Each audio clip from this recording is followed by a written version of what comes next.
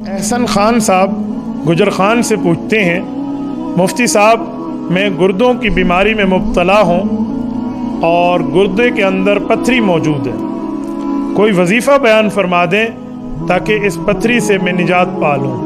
پتھری سے تو اللہ ہم سب کو بھی نجات عطا فرمائے، پتھری سے بھی اور پتھریوں سے بھی۔ میرے بھائی، یہ غالباً سورت نمبر 2 سورۃ البقرہ کی آیت نمبر 74 ہے۔ ہاں، آیت نمبر 74 ہے۔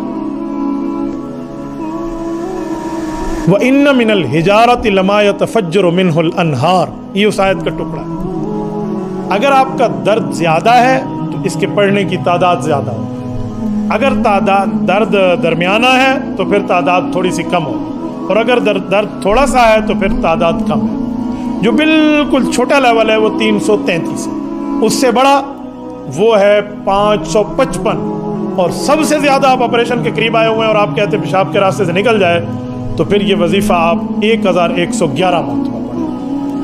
یہی وَإِنَّ مِنَ الْحِجَارَةِ لَمَا يَتَفَجَّرُ مِنْهُ الْأَنْهَارُ پڑھیں، پانی پر پھونکیں اور اس پانی کو 24 گھنٹے کے اندر اندر پی لیں۔ اتنے پانی پر پھونک لیں، تھوڑا تھوڑا کر کے پی لیں، 1 گلاس 2 گلاس 4 گلاس پر پھونکتے ہیں۔ 24 گھنٹے کے بعد آپ پھر 24 گھنٹے کے بعد پھر انشاءاللہ تعالی 1 ہفتے کے اندر اندر آپ کا معاملہ سالو ہو جائے گا۔